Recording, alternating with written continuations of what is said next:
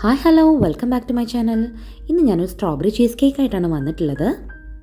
പക്ഷേ ചീസ് ഇല്ലാതെ എങ്ങനെ ചീസ് കേക്ക് ഉണ്ടാക്കുക എന്നുള്ളതാണ് ഞാനിന്ന് പറഞ്ഞു തരുന്നത്. ഭയങ്കര ടേസ്റ്റി ആയിട്ടുള്ള കേക്കാണ്. ഞാനിവിടെ ഈ ഒരു ബ്രാൻഡിൻ്റെ ഡൈജസ്റ്റീവ് ബിസ്ക്കറ്റാണ് എടുക്കുന്നത്. ഇതിന്നൊരു 20ഓളം ബിസ്ക്കറ്റ് ഞാൻ എടുക്കുന്നുണ്ട്. അതിലേക്ക് റൂം ടെമ്പറേച്ചറിലുള്ള ബട്ടറാണ് നമുക്ക് വേണ്ടത്. ഒരു 100 ഗ്രാമോളം ബട്ടർ ഞാൻ എടുക്കുന്നുണ്ട്. നമുക്ക് ഈ ബട്ടർ ആദ്യം ഒന്ന് മെൽറ്റ് ചെയ്തെടുക്കാം. ഒന്നില്ലെങ്കിൽ നമുക്ക് ഓവനിൽ വെക്കാം, അല്ലെങ്കിൽ ഡബിൾ ബോയിലിംഗ് മെത്തേഡിൽ നമുക്ക് ഈ ബട്ടർ ഒന്ന് മെൽറ്റ് ചെയ്തെടുക്കാം. ആ സമയം കൊണ്ട് നമുക്ക് ബിസ്ക്കറ്റ് എല്ലാം പൊടിച്ചെടുക്കാം. നമുക്ക് കൈ വെച്ചിട്ടോ അല്ലെങ്കിൽ മിക്സിയുടെ ജാറിലിട്ടോ നമുക്കിത് പൊടിച്ചെടുക്കാം. ഒട്ടും തരികളില്ലാത്ത വേണം നമുക്ക് പൊടിച്ചെടുക്കാനായിട്ട്. ഞാനിവിടെ ആദ്യം കൈ കൊണ്ടാണ് പൊടിച്ചെടുത്തിട്ടുള്ളത്. ഇപ്പോൾ ചെറിയ ചെറിയ തരികളുണ്ട്, അത് കുഴപ്പമില്ല. നമുക്ക് ബട്ടർ ഒഴിച്ചതിന് ശേഷം നമുക്ക് മിക്സിയുടെ ജാറിലൊന്ന് കറക്കിയെടുത്താൽ മതി. ബട്ടറൊക്കെ നന്നായി മെൽറ്റ് ചെയ്തിട്ടുണ്ട്. അതിലേക്ക് നമ്മൾ പൊടിച്ച് വെച്ചിട്ടുള്ള ബിസ്ക്കറ്റിൻ്റെ തരികൾ ഇട്ട് കൊടുക്കുകയാണ്. ഈ ഒരു തരി ഉള്ള രീതിയിൽ സെറ്റ് ചെയ്യണമെങ്കിൽ അങ്ങനെ ചെയ്തെടുക്കാം. പക്ഷേ ഞാൻ ഇതൊന്ന് മിക്സിയുടെ ജാറിലിട്ടൊന്ന് കറക്കി നല്ലോണം ഫൈൻ പൗഡർ ആക്കിയിട്ടാണ് സെറ്റ് ചെയ്തെടുക്കുന്നത് കേട്ടോ. ബട്ടർ കുറവാണെന്ന് തോന്നുവാണെങ്കിൽ ഒരു ചെറിയ പീസ്, അതായത് ഒരു 50 ഗ്രാം ബട്ടറും കൂടിയും നമുക്കിതിൽ ആഡ് ചെയ്ത് കൊടുക്കാം. അപ്പോൾ കുറച്ചുകൂടി ബട്ടറി ഫ്ലേവർ കൂടുതലായിട്ട് കിട്ടുന്നേ ഉള്ളൂ. ബട്ടർ പേപ്പർ ഒട്ടിച്ചിട്ടുള്ളൊരു സ്പ്രിംഗ് ടിന്നാണ് ഞാൻ എടുത്തിട്ടുള്ളത്. എൻ്റെ ചാനലിൽ ഇതിന് മുൻപ് ഒത്തിരി കേക്കുകൾ ചെയ്തിട്ടുണ്ട്. അതിൽ ഞാൻ പറഞ്ഞിട്ടുണ്ട് എങ്ങനെയാണ് നമ്മളിതൊന്ന് സെറ്റ് ചെയ്തെടുക്കുക എന്നുള്ളത്. അപ്പോൾ കാണാത്തവരുണ്ടെങ്കിൽ ഒന്ന് കണ്ടു നോക്കുക. അപ്പോൾ നമ്മളുടെ ഈ ഒരു ബട്ടറും ബിസ്ക്കറ്റിൻ്റെ മിക്സ്ചർ ഞാൻ ഇതിനകത്തേക്ക് ഇട്ടിട്ട് ഒന്ന് സെറ്റ് ചെയ്യാൻ പോവുകയാണ്. നന്നായിട്ടൊന്ന് സ്പൂണിൻ്റെ ബാക്ക് സൈഡ് വെച്ചിട്ട് ഒന്ന് പ്രസ് ചെയ്ത് കഴിഞ്ഞാൽ നല്ലോണം ഒന്ന് സെറ്റായി കിട്ടും. ഈ രീതിയിൽ നമ്മൾ നന്നായിട്ട് പ്രസ് ചെയ്ത് ഒരു ബിസ്ക്കറ്റ് ലെയർ നമ്മൾ സെറ്റ് ചെയ്തെടുത്തിട്ടുണ്ട്. നമ്മളിനി ഇത് തണുപ്പിക്കാനാണ് പോകുന്നത് കേട്ടോ. നല്ലോണം തണുത്തതിന് ശേഷം മാത്രമാണ് ഇതിൻ്റെ മുകളിലേക്ക് നമുക്ക് ഉണ്ടാക്കുന്ന ആ ഒരു ചീസിൻ്റെ മിക്സ്ചർ ഒഴിക്കാൻ പറ്റുള്ളൂ. അപ്പോൾ നല്ലോണം തണുപ്പിച്ചെടുക്കണം. അപ്പോൾ ഒട്ടും ബ്രേക്കൊന്നും ഇല്ലാത്ത രീതിയിൽ നമ്മളിത് സെറ്റ് ചെയ്ത് ഫ്രിഡ്ജിൽ ഒരു അരമണിക്കൂർ വയ്ക്കാം.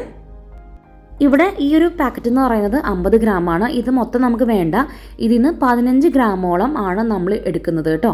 അപ്പോൾ ഞാൻ കാണിച്ചു തരാം. ഒരു പാക്കറ്റ് എന്ന് പറയുന്നത് 10 ഗ്രാമാണ്.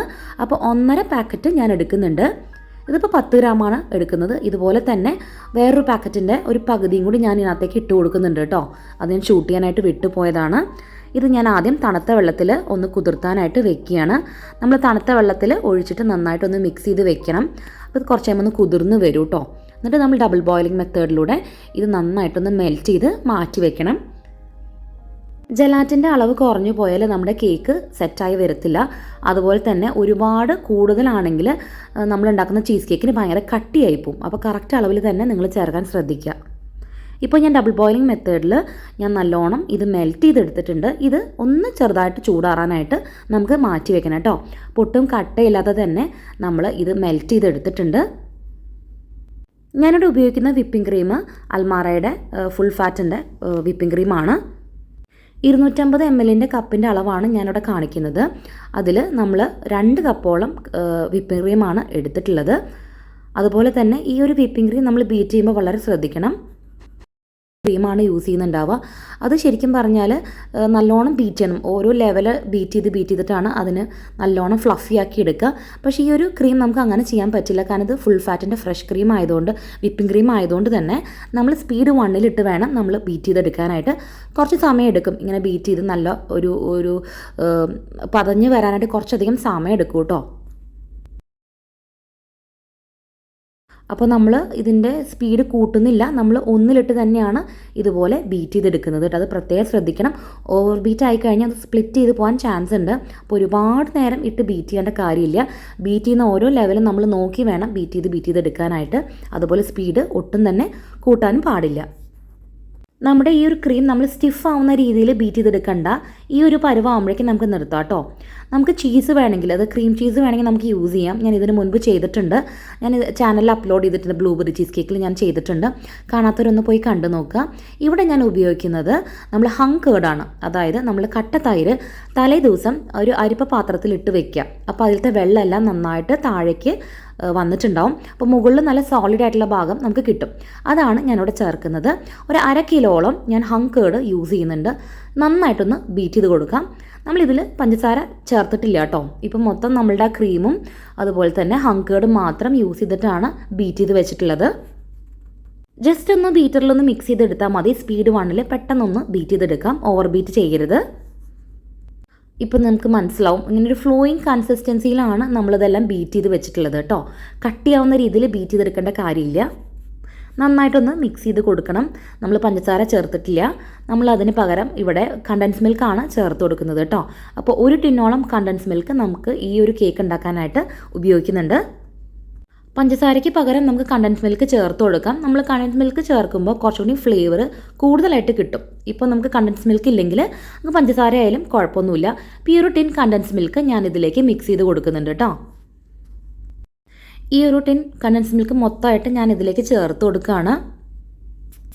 കണ്ടൻസ് മിൽക്ക് ഒഴിച്ചിട്ട് നമുക്ക് ബീറ്ററിൽ ബീറ്റ് ചെയ്യേണ്ട കാര്യമൊന്നുമില്ല. ജസ്റ്റ് നമ്മളുടെ ആ ഒരു സ്പാച്ചില വെച്ചിട്ട് നന്നായിട്ടൊന്ന് ഇളക്കിയെടുക്കണം കേട്ടോ. ബീറ്ററിൻ്റെ ആവശ്യമില്ല കേട്ടോ. എല്ലാ ഭാഗത്തും കണ്ടൻസ് മിൽക്ക് എത്താൻ പാകത്തിന് നന്നായിട്ടൊന്ന് ഇളക്കി കൊടുക്കുക.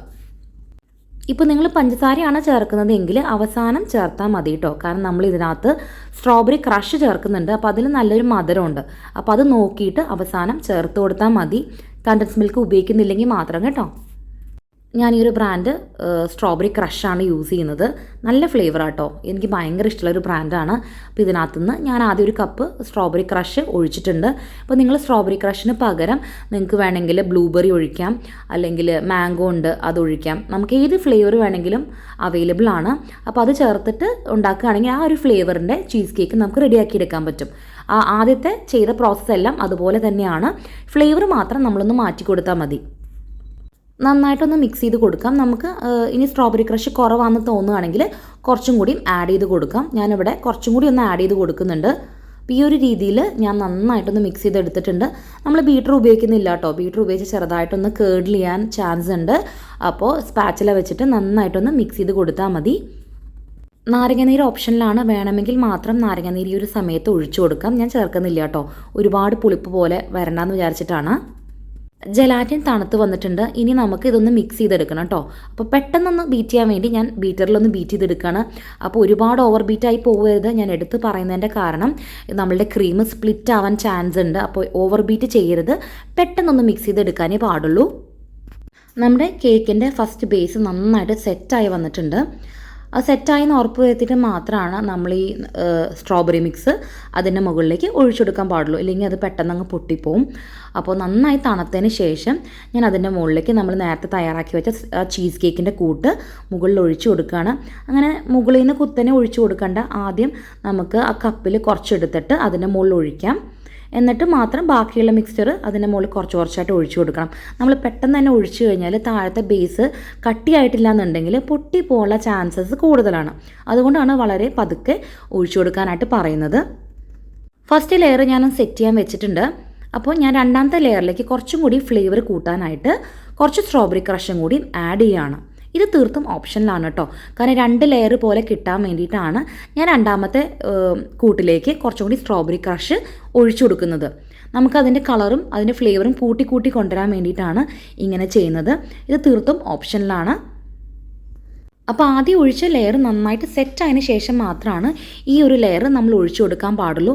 അപ്പോൾ ആദ്യത്തെ ലെയർ ഒഴിച്ചതിന് ശേഷം ഫ്രീസറിൽ ഒന്ന് വെച്ച് കൊടുക്കുക. പെട്ടെന്ന് മുകൾ ഭാഗം തണുത്ത് വരാൻ വേണ്ടിയിട്ടാണ്. എന്നിട്ട് നന്നായി തണുത്തു എന്ന് ഉറപ്പ് വരുത്തിയിട്ട് മാത്രം രണ്ടാമത്തെ ലെയർ നമ്മൾ ഒഴിച്ചു കൊടുക്കാം. അപ്പോൾ 2 ലെയറിൽ നമുക്ക് ആ ഒരു സ്ട്രോബെറി ആ ചീസ് കേക്കിൻ്റെ മിക്സ് നമുക്ക് കിട്ടും. അപ്പോൾ നമ്മൾ കട്ട് ചെയ്യുമ്പോൾ 2 കളറിൽ നമുക്ക് കാണാൻ പറ്റും. ഇപ്പോൾ നമുക്ക് 2 എന്നുള്ളത് 3 ലെയറിൽ ചെയ്തെടുക്കാം. ഇപ്പോൾ ഓരോ ലെയറിലും ഇച്ചിരി കളർ കൂട്ടി അതായത് ആ ഫ്ലേവർ ഒന്ന് കൂട്ടി കൊണ്ടുവന്നാൽ മതി.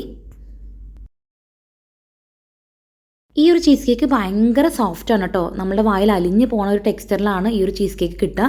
ഒരു പുഡിംഗ് ഒക്കെ കഴിക്കുന്ന ഒരു ഫീലാണ് ഈ ഒരു ചീസ് കേക്ക് കഴിക്കുമ്പോൾ. നമ്മൾ ബേക്കറിയിൽ നിന്നായിരിക്കും മിക്കവാറും ചീസ് കേക്കൊക്കെ മേടിച്ച് കഴിക്കാറ്.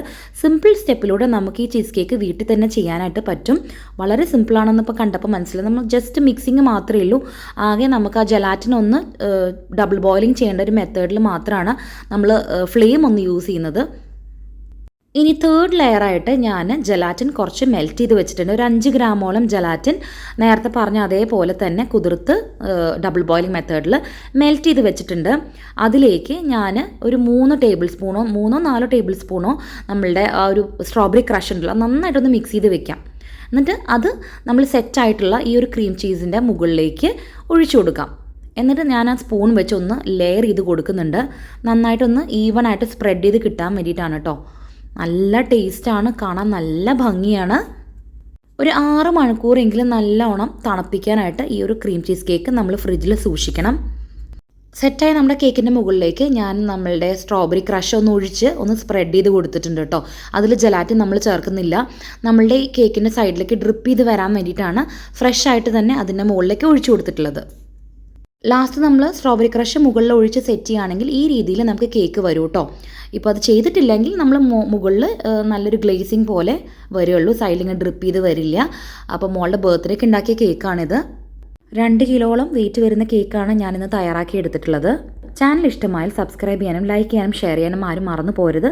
നിങ്ങളുടെ വാല്യുബിൾ കമൻറ്റ്സ് എനിക്ക് എഴുതി അറിയിക്കാം. അപ്പോൾ നമുക്ക് വീണ്ടും കാണാം.